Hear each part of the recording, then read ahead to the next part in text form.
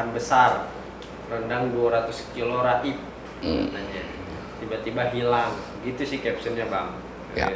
Kan di kontennya Willy Salim nih bang. Ya.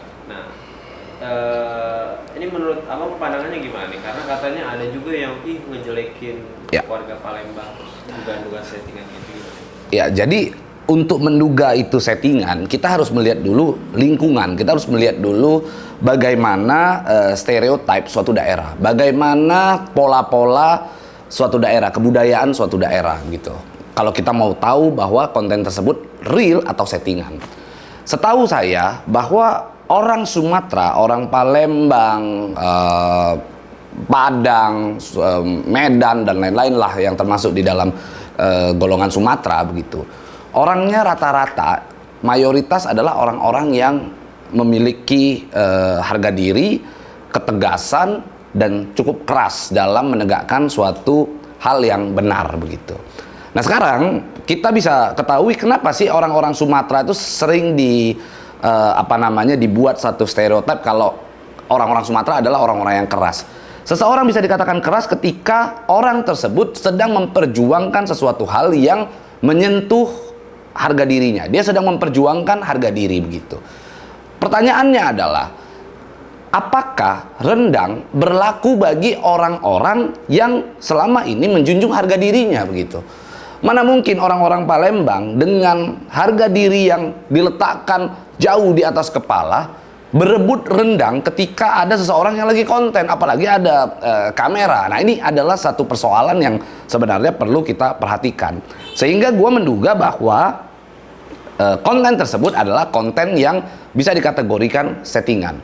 Gue tidak mempersoalkan ketika ada satu konten yang dibuat settingan begitu ya, karena hampir rata-rata orang yang konten di Indonesia ini, bahkan di dunia, itu melakukan settingan. Tetapi settingan yang seperti apa dulu? Kalau kita membuat satu konten lalu akhirnya berdampak kepada persepsi masyarakat terhadap suatu kelompok, maka bagi gua itu adalah konten murahan, konten sampah, konten yang hanya membuat keadaan kisru, membuat keadaan ricuh gitu loh. Dan itu berpotensi menimbulkan suatu keonaran di tengah masyarakat.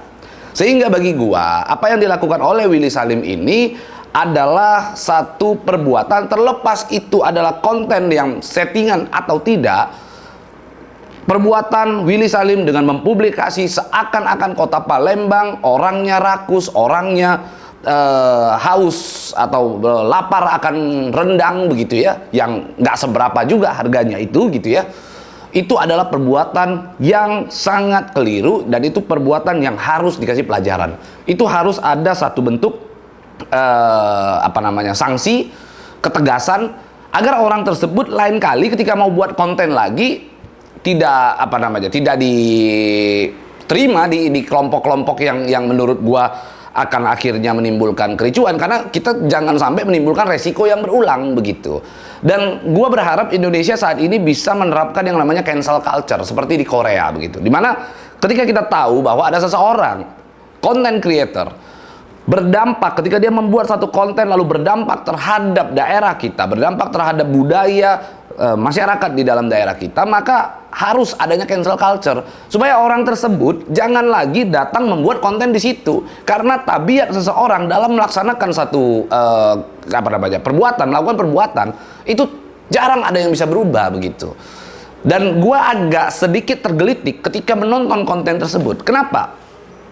Gua tahu Willy Salim dekat dengan seorang dokter yang asal Palembang juga, DRL begitu ya.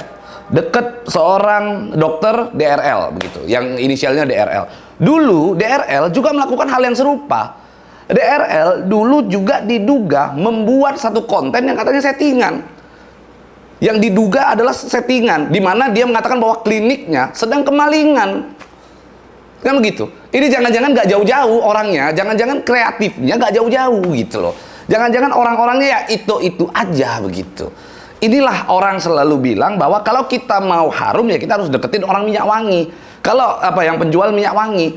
Kalau kita bergaul dengan orang-orang yang baik, maka kita akan menghasilkan satu perbuatan yang baik. Tapi ketika kita bergaul dengan seseorang yang tukang setting, membuat satu setting tanpa memikirkan dampak di tengah masyarakat, maka itu adalah satu perbuatan yang menurut gua salah kalau kita bergaul dengan orang-orang itu gitu. Jadi bagi gua ya harusnya dalam hal ini Willy Salim sudah benar minta maaf, tapi minta maafnya itu harusnya yang tulus. Membuat satu permohonan maaf, akui kesalahannya. Kalau memang itu settingan, katakan itu settingan. Gue paling benci orang-orang ketika membuat satu settingan, membuat satu konten, kenapa sih harus nyenggol orang? Kenapa sih harus membuat satu konten yang berdampak buruk terhadap masyarakat sekitarnya? Kenapa sih kita harus membuat konten yang merugikan orang lain? Kenapa sih? Dan Willy Salim diduga melakukan konten yang settingan bukan sekali dua kali. Beberapa kali sudah terindikasi adanya dugaan melakukan settingan terhadap kontennya. Yang lalu-lalu gue nggak pernah komentar, orang-orang juga nggak pernah mau komentarin, paling sebagian orang lah, segelintir orang yang mengomentarin bahwa Willy Salim melakukan konten settingan selama tidak merugikan orang lain. Tapi ketika dia melakukan konten lalu merugikan orang lain, itu adalah suatu perbuatan yang bisa berdampak pidana. Dalam pasal 28 ayat 1 Undang-Undang Informasi dan Transaksi Elektronik begitu ya.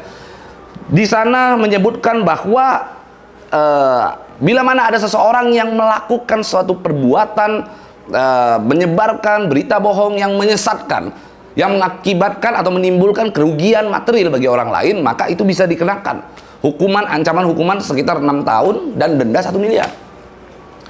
Jadi bagi gua, para aktivis Palembang khususnya, kepada masyarakat Palembang, ambil tindakan hukum, ambil tindakan tegas terhadap orang tersebut, agar jangan ada lagi orang-orang di luar sana membuat konten kebohongan di ruang publik, mau itu real, mau itu settingan, mau itu bohong, mau itu enggak gitu ya. Tapi ketika dia membuat konten itu lalu berdampak kerugian terhadap seseorang, segelintir masyarakat, sekelompok masyarakat, maka itu dapat dikenakan pasal 28 ayat 1 atau 28 ayat 2 di dalam Undang-Undang ITE. Kalau 28 ayat 2-nya itu terkait dengan ujaran kebencian. Maka menurut gua Willy Salim harus ditindak tegas di dalam persoalan ini. Kita harus jadikan persoalan ini serius. Jangan jadikan persoalan ini dianggap ini hanyalah sebuah hiburan. Enggak, ini adalah suatu hal yang serius karena terkait dengan bangsa dan negara kita. Itu sih. Untuk aspek hukumnya sendiri nih Bang, titik beratnya sebenarnya ada di penipuan publiknya atau pencemaran nama baiknya nih terhadap warga Palembang. Gini, kalau terkait dengan menyebarkan berita bohong, harus dibuktikan apakah konten tersebut benar-benar terjadi, benar-benar rendang tersebut diambil oleh masyarakat, atau justru bahwa adanya seseorang yang memang di belakang menjadi provokator. Kan kadang-kadang suka begitu tuh, adegan-adegan reality show di televisi, di YouTube, itu sering begitu. Ketika kita misalnya ya, lagi masak rendang misalnya begitu rame, kan kadang-kadang di belakang itu ada tuh kreatif-kreatifnya yang mungkin mengarahkan masyarakat, ambil aja bu, ambil aja, udah nggak apa-apa. Jadi seakan-akan bahwa itu adalah bagian daripada konten, sudah diperbolehkan untuk diambil oleh masyarakat. Nah ini kan jadi persoalan kan begitu kan. Jadi harus dicek. Kalau memang benar di belakang ada provokator, maka itu termasuk bagian daripada menyebarkan berita bohong. Apalagi ternyata begitu dia pergi, Willy Salim katanya 10 menit meninggalkan tempat lokasi syuting, lalu dia pergi katanya ke mobil dan lain-lain. Di sana kalau ternyata ada pihak lain yang ternyata melakukan memprovokasi orang-orang, ya udah boleh diambil. Itu juga bisa dikenakan menyebarkan berita bohong. Willy Salim juga bisa dikenakan itu gitu loh. Ada dugaan penyebaran berita bohong yang mengakibatkan kerugian material bagi orang lain. Jadi jelas di dalam pasal 28 ayat 1 ini bisa dilaporkan dan Willy Salim berpotensi untuk dipidana.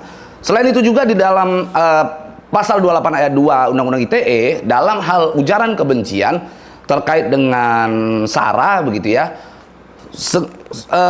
Willy Salim membuat kesan bahwa kota Palembang adalah kota yang mana masyarakatnya rakus lah, masyarakat yang nggak sabaran lah, nggak bisa nunggu dan lain-lain.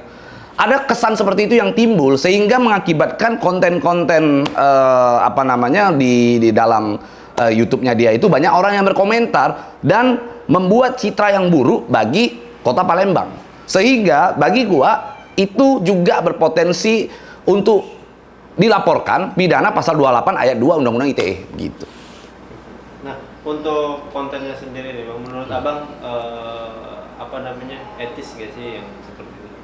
Gue sudah berkali-kali dulu waktu DRL melakukan konten melakukan satu konten yang mengakibatkan akhirnya Kota Padang, masyarakat Padang menganggap bahwa Kota Padang ini tidak aman. Gue juga udah bilang, orang mau setting konten apapun, kita nggak pernah persoalkan.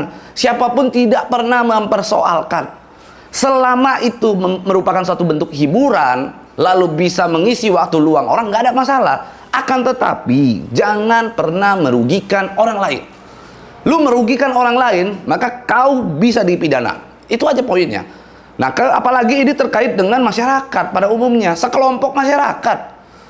Ini kan hal yang sangat-sangat menurut gua adalah memalukan bagi content creator. Ini akan berdampak kepada content creator lain. Content creator lain ketika dia datang ke suatu kota ingin, misalnya katakan Bobon itu kan suka masak-masak apa segala macam ya. Bobon ketika dia masak besar dan lain-lain, ini kan akan berdampak ke Bobon. Jangan-jangan nanti besok-besok Bobon datang ke satu kota, dia ditolak sama kota tersebut. Jangan nanti ujung-ujungnya kita yang kena dampak. Lagian udahlah, toh juga masak besar sudah biasa dilakukan oleh Bobon. Ngapain sih harus dicontoh-contoh lagi? Udah biarin aja Bobon yang melakukan lah. Gak usah ini. Dan Bobon jauh lebih bagus. Bobon nggak pernah lo bikin settingan begitu. Gue salut sama Bobon. Gue seneng bagaimana Bobon ketika dia masak bener-bener orang semua diundang untuk makan dan lain-lain, menghibur masyarakat. Bobon bener-bener bisa berbaur dengan masyarakat di sana begitu ya, nggak dengan gaya-gaya seperti itu gitu sih. Nah terus kan captionnya sendiri rendang hilang, ya. Gitu Bang. Ini kan kayak konotasinya berarti hilangnya dicuri, dijarah gitu Bang. Iya, maka dengan satu judul atau caption yang mengatakan bahwa rendang hilang di suatu daerah itu, emang rendang itu bisa tiba-tiba kita letakkan di satu tempat lalu tiba-tiba berbaur dengan molekul gitu ya, dengan satu molekul atom lalu tiba-tiba buyar begitu kan? Enggak. Yang namanya rendang hilang pasti ada yang ngambil. Kan begitu. Nah, ketika Willy Salim membuat caption rendang hilang, maka mengerucutnya adalah masyarakat ada yang mengambil. Kan itu.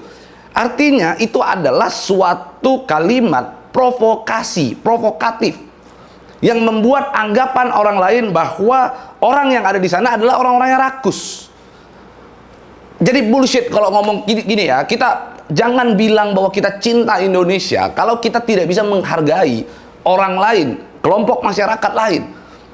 Jangan bilang kita itu cinta terhadap bangsa dan negara, tapi kalau kita akhirnya membuat satu konten yang menciderai orang lain yang merupakan bagian daripada negara kita. Nah ini yang sekarang gua rasakan gitu ya. Yang gua rasakan bahwa seorang Willy Salim, terlepas itu bohong, terlepas itu adalah konten belaka yang hanya cuman settingan, terlepas itu adalah suatu kejadian yang real begitu ya.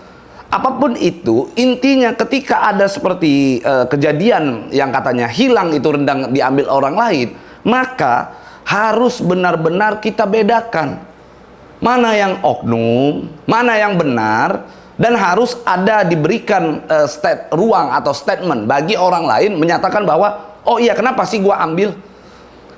Bisa jadi itu karena ada tim lu yang nyuruh, tim kau yang nyuruh, bisa jadi kan? Ada tim kreatif yang di belakang yang seolah-olah ngompor-ngomporin, udah ambil aja, nggak apa-apa. Karena kamera on. Kan begitu. Ini adalah bagian-bagian daripada, kita udah paham lah bagaimana isi kepalanya para content creator. Gue ngerti, selain pengacara, gue juga adalah seorang content creator. Jadi, gue paham betul bagaimana cara berpikir para content creator di Indonesia. Itu. Oke Bang. Ini kan dia sudah meminta maaf, tapi kontennya nggak ada yang dihapus gimana? Itu adalah kekonyolan, makanya gue bilang. Harusnya Willy Salim ketika dia meminta maaf ke ruang publik, hapus kontennya, hapus seluruh konten yang berkaitan dengan masyarakat Palembang ini. Tapi sekarang persoalannya begini, dia mau hapus itu konten, apakah orang yang sudah merepost, upload itu juga akan ikut menghapus konten? Enggak. Intinya di dalam satu perbuatan pidana ada satu istilah, hukum itu tidak berlaku surut. Apa yang sudah kita perbuat, maka kita harus bertanggungjawabkan. Pertanggungjawabkannya bukan menghilangkan tanggung jawab. Jadi bukan artinya kita menghapus konten lalu hilang tanggung jawab. Enggak. ketika konten tersebut sudah tersebar dan banyak di-reupload atau di-repost oleh begitu banyak orang, maka di situ ada indikasi suatu informasi elektronik atau dokumen elektronik diketahui oleh publik, diketahui oleh umum, sehingga melekat tanggung jawab itu terhadap si pembuatnya, gitu ya. Melekat tanggung jawab tersebut kepada pelaku atau orang yang diduga menyebarkan informasi elektronik atau dokumen elektronik tersebut, gitu. Tapi untuk warga Palembangnya sendiri bang, kira-kira kerugiannya apa aja nih? Untuk UMKM atau apa, pariwisata mungkin? Gini, ini kerugian yang jelas akan berdampak kepada masyarakat Palembang adalah atas konten tersebut akan adanya satu stereotip yang timbul terhadap orang-orang di luaran yang mungkin ketika percaya dengan konten tersebut, kontennya Willy Salim, akan menganggap bahwa di Palembang orangnya seakan-akan, mohon maaf, rakus. Di Palembang tidak aman, rendang saja bisa hilang. Ini kan akan muncul stereotip itu. Oke, nah sekarang pertanyaannya, jika ada, namanya satu daerah bisa berkembang kan harus ada investor yang masuk ke dalam. Banyak sekali orang-orang di luaran sana, pelaku usaha, baik dari UMKM atau pelaku usaha menengah ke atas, kan begitu ya. Ketika dia ingin membuka satu usaha, membuka satu industri di dalam kota Palembang, itu akan menjadi salah satu faktor yang menjadi bahan pertimbangannya dia. Apakah dia akan tetap melakukan investasi di dalam satu daerah, atau malah justru memilih kota lain, atau memilih daerah lain, memilih wilayah lain. Sehingga menurut gua, dengan kontennya Willy Salim tersebut akan sangat berdampak besar terhadap warga Palembang, kota Palembang itu sendiri, sehingga penghasilan asli daerah daripada kota Palembang tersebut juga akan secara langsung berdampak. Bukan secara tidak langsung, tapi secara langsung akan berdampak. Contoh misalnya ada orang lah, katakan dari luar negeri, dia mau investasi untuk membuka satu restoran empek-empek misalnya di kota Palembang. Lalu karena melihat atau menonton kontennya Willy Salim, dia akan berpikir, aduh orang Palembang kok begini, apa segala macam. Ujung-ujungnya dia nggak jadi. Dampaknya apa? Dampaknya kota Palembang akan terhambat pembangunannya. Dampaknya kota Palembang, pergerakan ekonominya akan sangat terhambat begitu. Jadi ingat, kita content creator mau buat konten, pakai otak dikit. Tuh.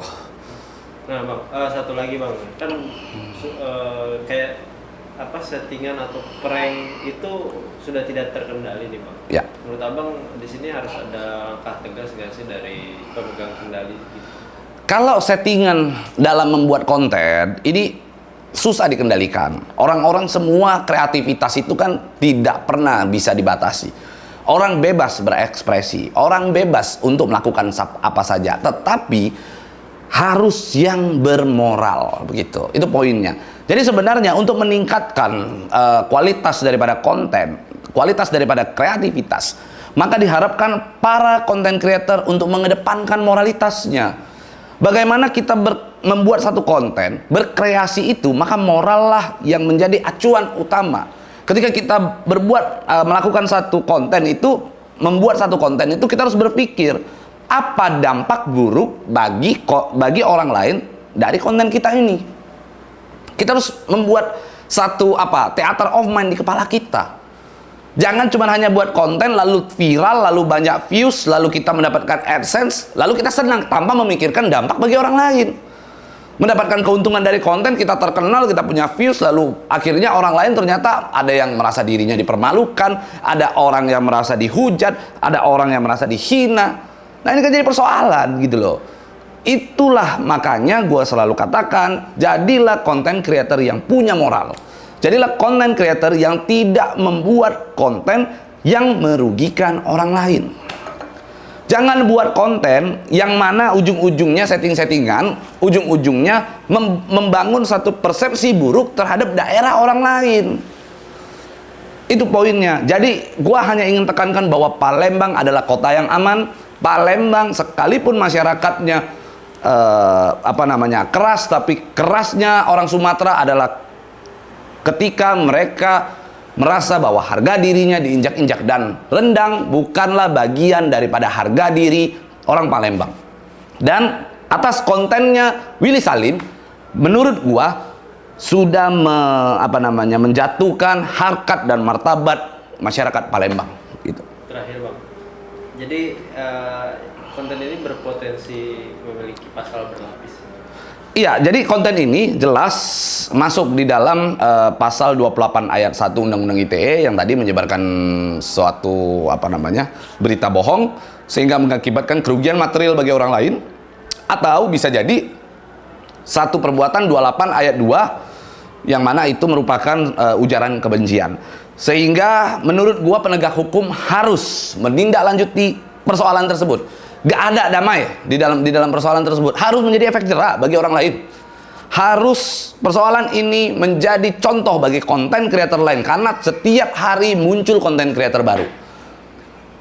Pelajaran daripada Willy Salim ini harus mengajarkan para konten kreator lain untuk tidak melakukan hal yang serupa. Karena ingat ya, gue selalu tekankan dulu, mungkin berkisar tahun lalu atau 2 tahun lalu ya, atau beberapa tahun lalu, ada seorang content creator dan seorang dokter, profesinya juga seorang dokter, namanya DRL begitu ya, berinisial DRL.